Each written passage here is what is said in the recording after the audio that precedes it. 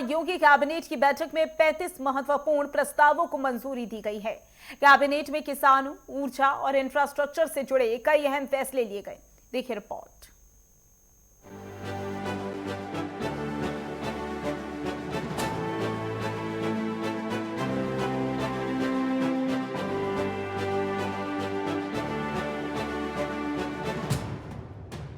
योगी cabinet ने 35 प्रस्तावों पर मुहर लगा दी है।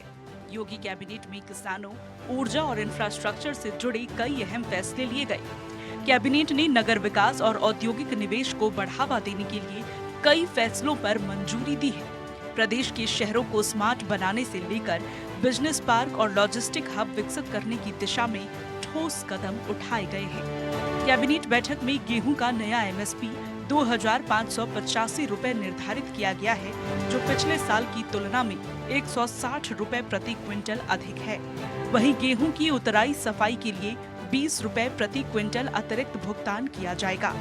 इस साल 30 लाख टन गेहूं खरीदने का लक्ष्य रखा गया है। सरकारी खरीद 30 मार्च से 15 जून तक चलेगी। पूरे प्रदेश में 6,500 क्रय केंद्र स्थापित किए जाएंगे। खरीद प्रक्रिया को पूरी तरह ऑनलाइन रखा गया है। वहीं डीबीटी के माध्यम से सीधे किसानों के खाते में भुगतान किया जाएगा। कैबिनेट ने कोल माइंस विकास के लिए 224.90 करोड़ मंजूर किए हैं। वहीं गोरखपुर को सोलर सिटी के रूप में विकसित करने का भी फैसला लिया गया। गोरखपुर के चिलवाताल में 20 मेगावाट का प्लेटिंग सोलर प्लांट लगेगा। कैबिनेट की बैठक में नगर पालिकाओं को आधुनिक बनाने का फैसला लिया गया है। योजना के लिए 145 करोड़ रुपए का प्रावधान किया गया है। 1.50 लाख से अधिक जनसंख्या वाले 24 निकायों पर विशेष ध्यान दिया जाएगा। कैबिनेट ने निजी बिजनेस पार्क और लॉजिस्टिक हब को भी मंजूरी दी है। तो ये है मुख्यमंत्री योगी आदित्यनाथ का वो मास्टर प्लान, जिसने एक साथ प्रदेश के किसानों, कारोबारियों और आम शहरी की तकदीर पर मुहर लगा दी है। एक तरफ खेतों में लहलहाते गेहूं की सरकारी कीमत ने किसानों के चेहरे पर मुस्कान बिखेरी है, तो दूसरी तरफ गोरखपुर के चिलवाताल में सोलर प्लांट यूपी की नई ऊर्जा का गवाह बनेगा। नवयुग योजना से लेकर स्मार्ट बिजनेस पार्क तक सरकार ने साफ कर दिया है कि उत्तर प्रदेश अब रुकने वाला नहीं है।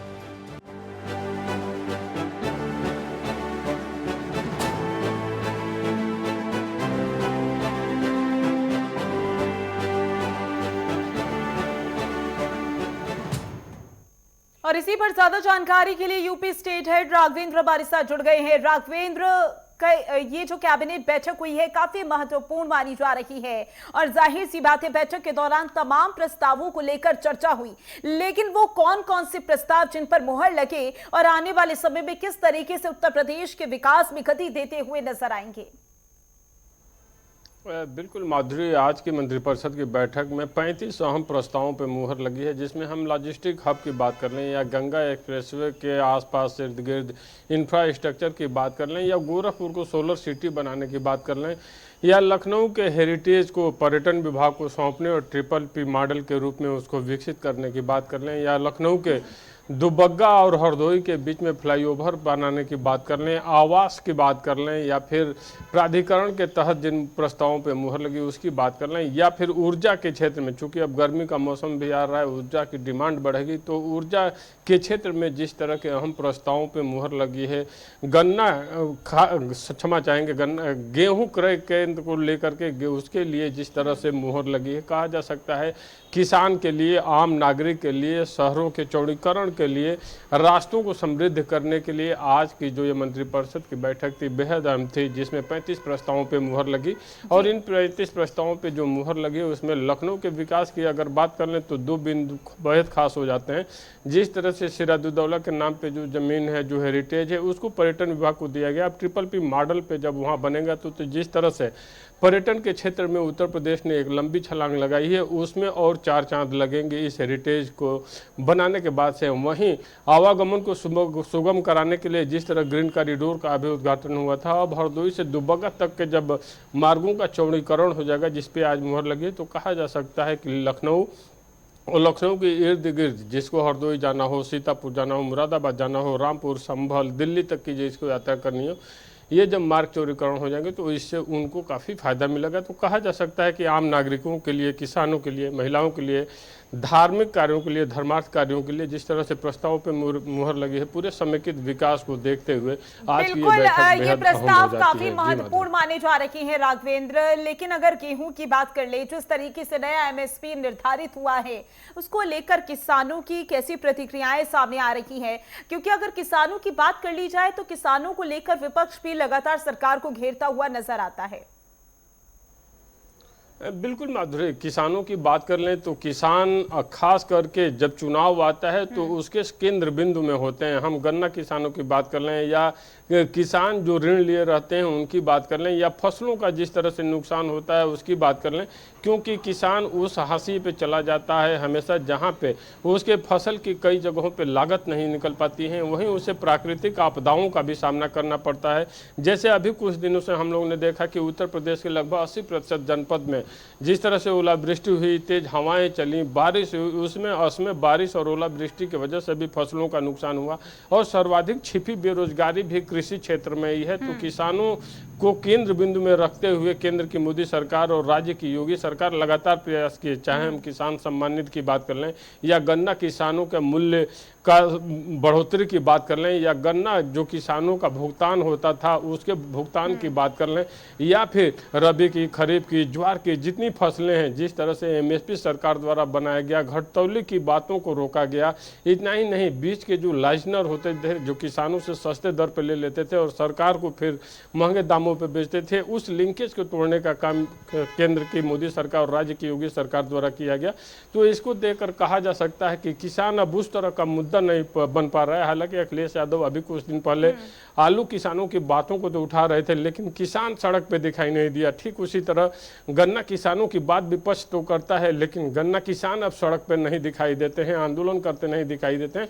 उसी तरह अब जो गेहूं के किसान हैं, धान के जो किसान हैं, अरहर बोने वाले जो किसान हैं, वो अब सड़कों पे नहीं दिखाई देते हैं। तो एक कारण स्पष्ट समझ में आता है कि जिस तरह से सरकार द्वारा लगातार एमएसपी बढ़ाया गया है, किसानों की आय को दोगुनी करने का प्रयास किया गया है, किसान सम्मान निधि दिया गया है, इस तरह से किसानों को भारतीय जनता पार्टी की सरकार ने अपने पाले में कर लिया गया है। या ये कहिए कि सरकार से मिल रही योजनाओं से किसान संतुष्ट दिखाई दे रहा है, इसीलिए उसकी जो प्रतिक्रियाएं आती हैं अब सकारात्मक आती हैं। वो सरकार की प्रशंसा करता है कि हाँ, हमें लागत भी मिल रही है और समय से हमारा भुगतान भी हो रहा है। तो किसान का जो मुद्दा है विपक्ष के हाथों से निकल गया है। बिल्कुल जाहिर सी बात है, अगर इन प्रस्तावों की बात करें तो किसान वर्ग के लिए बड़ी सौगातें दी गई हैं, किसान वर्ग का ख्याल रखा गया है।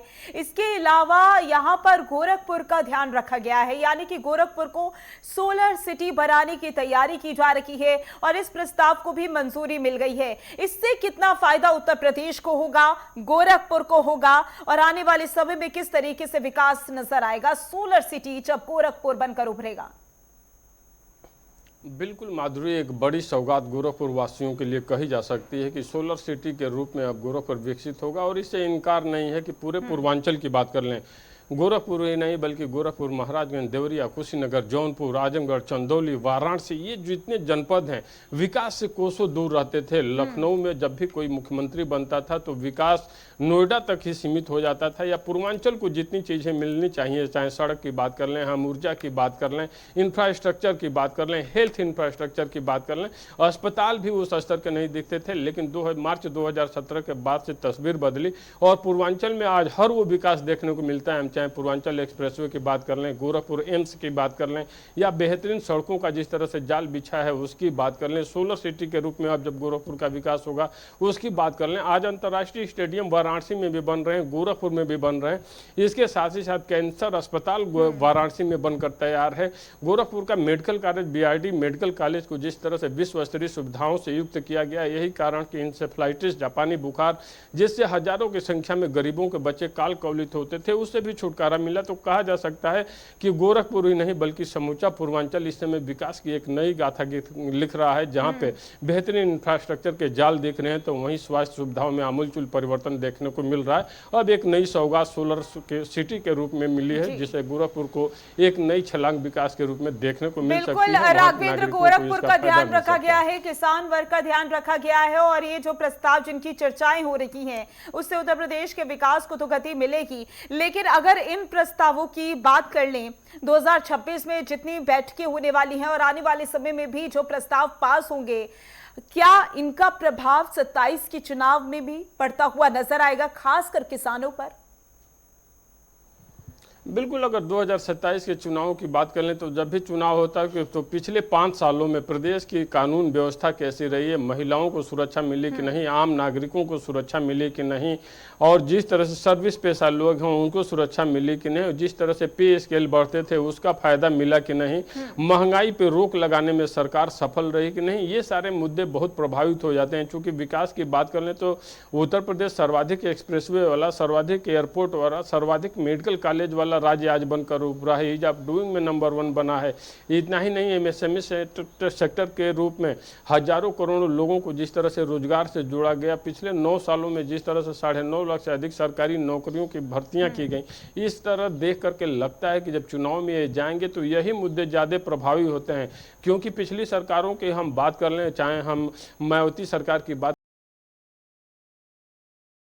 दौड़ यहाँ पे देखने को मिला, भ्रष्टाचार की बातें जिस तरह से सामने आई, आम जनता जब अपने आप को असुरक्षित महसूस करने लगी तब पार्टियों को बदला और सरकार बदली। और यही कारण है कि 28 साल बाद ऐसी सिचुएशन 37 साल बाद बने थे कि उत्तर प्रदेश में कोई सरकार दोबारा रिपीट हुई थी, क्योंकि उसके पहले 37 सालों तक देखने को नहीं मिलता था कि कोई सरकार रिपीट मिले। हालांकि लगातार जब आप सब 10 साल सत्ता में रहते हैं तो इंटर इनकम्बेंसी की बातें आती हैं। अब देखना होगा कि योगी आदित्यनाथ के 10 साल जब पूरे होंगे तो आम जनता इंटर इनकम्बेंसी हुआ नजर आएगा। राघवेंद्र, इसके अलावा एक अहम बात अगर समझने की कोशिश की जाए, खासकर जो दर्शक हमें देख रहे हैं, उत्तर प्रदेश के लिए काफी ज्यादा मायने हो जाती है, शहरों के लिए नवयुग नगर पालिका योजना, इसका उद्देश्य क्या है और किस तरीके से इससे बदलाव नजर आएंगे?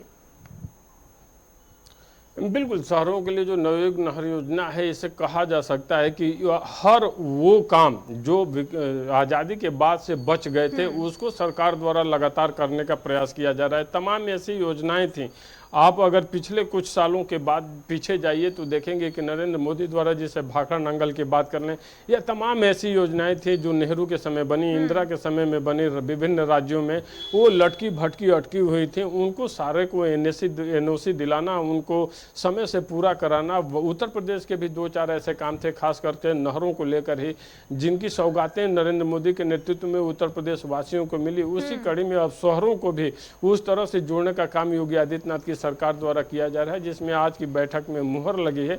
इससे किसानों को तो फायदा होगा ही होगा, जो आम नागरिक है, खास करके जो गांव से शहरों की तरफ आ रहे हैं, जो दूर दराज शहर से 20 किलोमीटर की दूरी पे अब अपना आशियाना बनाते हैं, उनको भी इस मुहर लगने के बाद से, आज की बैठक के बाद से मुहर जिस पे लगी है उसका फायदा उनको भी मिलेगा। तो कहा जा सकता है कि रेजिडेंशियल बात कर लें, एग्रीकल्चर बात कर लें, कॉमर्शियल बात कर लें, हर सेक्टर के लिए ये काफी फायदेमंद होने वाला है। बिल्कुल, ये जो प्रस्ताव है इनसे फायदा तो होगा ही, लेकिन सवाल ये कि कितना, क्योंकि विपक्ष हमेशा ये कहता है कि ऐसी बैठकें होती हैं, प्रस्ताव जितनी तेजी से पास होता है उतना धरातल पर तेजी से नजर नहीं आता है। तो जो ये प्रस्ताव 35 प्रस्ताव बताए जा रहे हैं, इनका असर यानी कि धरातल पर इनका काम कितनी जल्दी शुरू होगा?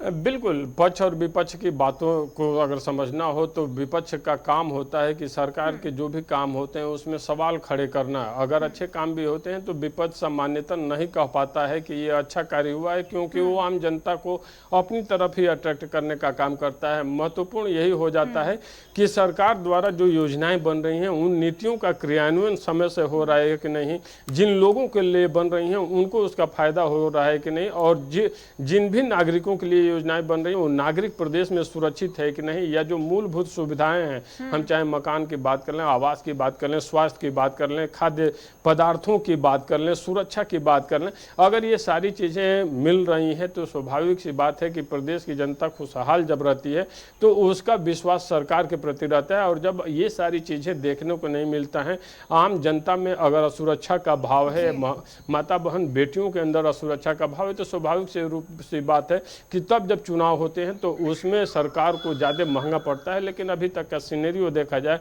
तो आम जनता यहाँ की खुश दिखाई दे रही है। अब देखना होगा कि ये नीतियाँ धरातल पे जब उतरती हैं तो उसके बाद विपक्ष क्या कहता है, क्योंकि पिछले 9 साल की बात कर लें तो ट्रैक रिकॉर्ड काफी। जी बिल्कुल राघवेंद्र, देखना होगा कि इनका प्रभाव किस तरीके से चुनावों पर पड़ेगा।